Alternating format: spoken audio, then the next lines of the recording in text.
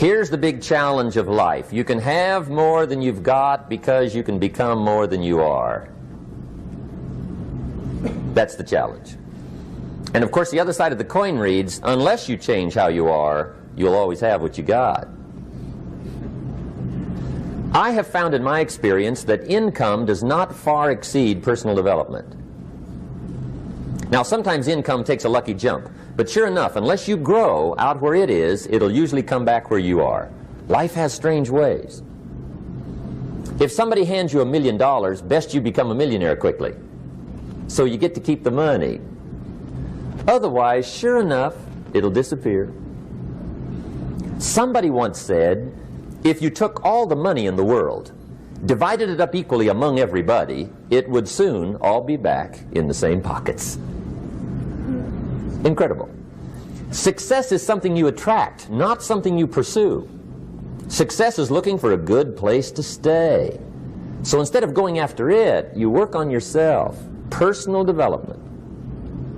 See, the major question to ask on the job is not what are you getting. The major question to ask on the job is what are you becoming? See, the big question is not what am I getting paid here. The big question is what am I becoming here? Because true happiness is not contained in what you get. Happiness is contained in what you become. So that's our major subject for tonight, personal development. Of all the assignments Mr. Schoaf gave me at age 25, this was probably the most difficult. In fact, I'm still working on this one. I think it's an unending challenge to see what you can become. The next subject is called basic laws. And it's good to study the basics.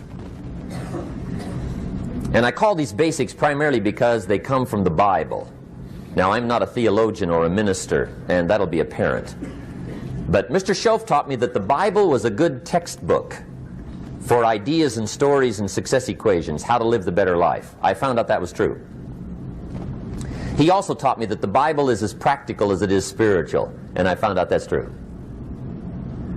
If you look at your bank account and your income and you're not happy, there are several places in the Bible to check to see what the heck's wrong so you can make the changes. And we're going to cover some of those tonight, called basics. Okay. The next subject is my favorite, setting goals. Mr. Schoaf taught me how to set goals. What a favor that was. One morning at breakfast, shortly after I met him, he said, Jim, let me see your current list of goals and let's go over them and talk about them. He said, maybe that's the best way I can help you get a better direction started. And I said, I don't have a list. He said, well, is it out in the car or home somewhere? I said, no, sir. I don't have a list anywhere. He said, well, young man, that's where we got to start. He said, I can tell you right now, if you don't have a list of your goals with you, he said, I can guess your bank balance within a few $100s. Which he did. And that got my attention. I said, you mean my bank balance would change if I had a list of goals? He said, drastically. That day I became a willing student how to set goals. And sure enough, learning how to set goals changed my life. And I often wondered why no one had ever taught me how to set goals up until age 25. I went to high school, but if they offered it, I missed it. I went to college for a year, never heard it. I worked for Sears. Really. And to my knowledge, Sears never taught it. Right? How to set goals. So here I am, age 25, married, my family's starting, I've been to college, I'm working, and I still don't know how to set goals. But fortunately, when I was 25, I met the man who taught me how, and it revolutionized my whole life. Economically, socially, personally, it's incredible. So I want to share with you tonight what Mr. Schoaf shared with me, how to set goals. It can be a life changer. Okay. The next subject is the negative part of the seminar. Life is part negative, so we got to talk about the negative. And this subject is called diseases of attitude. Diseases of attitude. There's a lot of things that can wreck your chances to do well. We live in a rather dangerous world, so you got to be not only wise, you got to be careful.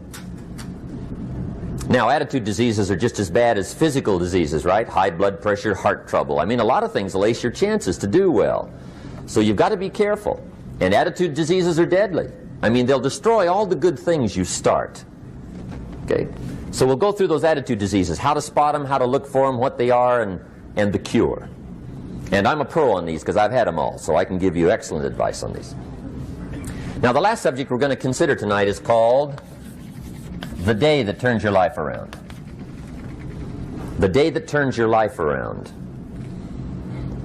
And under this subject, we're going to talk about the emotions that can change your life. Human beings are emotional creatures, and emotions are powerful for life change. Now, of course, emotions are so powerful they can go either way on you. Emotions can either build or destroy. So you really have to employ emotions properly. We call civilization the intelligent management of human emotions. If you can intelligently apply your emotions in the right direction, no telling what can happen. Could turn your life around one day would be sufficient. So we'll talk about those. Okay. Now that's a lot to cover in one evening, but we'll keep at it here and see if we can't get it all done. I'd like to have you now jot down the theme of the seminar. Every seminar should have a theme, I guess. We've got one.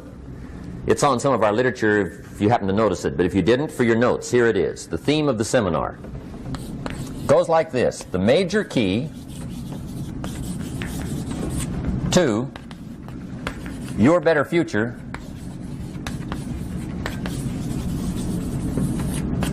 is you. That's the theme of our seminar tonight. The major key to your better future is you. And I'd like to have you underline two words just to give it some added punch. Underline the word major and the word you, so that it reads, the major key to your better future is you. Now, my first suggestion is transfer this to a card or something where you can put it up, where you can see it every day. Preferably put it up where you can see it at the beginning of the day, before you go off to put the day together. This is a good phrase just to glance at, to keep in mind as you're putting the day together. It's called the silent seminar. If you'll just let this talk to you during the day, I found it to be tremendously helpful. The major key to your better future is you. For a big share of my life now, I didn't have this one quite figured out. Among a lot of things I didn't have quite figured out. Many things used to puzzle me back in those early days. I used to wonder why two people could work for the same company, one make twice as much money. Now, see, that used to puzzle me. And maybe they were the same age, graduated from the same school, live in the same community, work for the same company, with the same products and the same services. They've got the same traffic, the same problems, and one makes $1,000 a month, the other one makes $2,000 a month. Now that was my puzzling question. Why would this long list be the same and the money twice as much? I asked, what's the difference between $1,000 a month and $2,000 a month? And I don't mean $1,000 a month, right? I could figure that out. But what makes the difference? Why would one person do twice as well, 3 times as well? Speaking economically. Now, I know there's more than one way to do well. I understand that. But in this little narrow area called compensation, what's the difference? Well, back then, with my faulty thinking, I'm trying to reason it out. I thought, well, maybe time makes some of the difference, right? Some people do better because they have more time. I used to say, Harold ought to be able to do well. He's got a lot of time. If I had all of Harold's time, I could do well. Now, that's got to be dumb, right? Number one, you can't get somebody else's time. A guy says to me one time, he says, you know, if I had some extra time, I could make some extra money. I said, then forget it. There isn't any extra time. Hey, when the clock strikes 12 midnight, that about wraps it up, right? I mean, you can look around the gongs there for a little more, but it's over. You say to the guy, what are you doing? He says, I'm looking for extra time. See, they'll come and take you away, right? There isn't any more time. Now, if you can't get more time, which you can't, what could you get more of that would make a difference in economic results? And here's the key word. Make it a part of your notes. We're going to consider it tonight. The word is value. And I have a little phrase for your notes. Value makes the difference in results. Value makes the difference.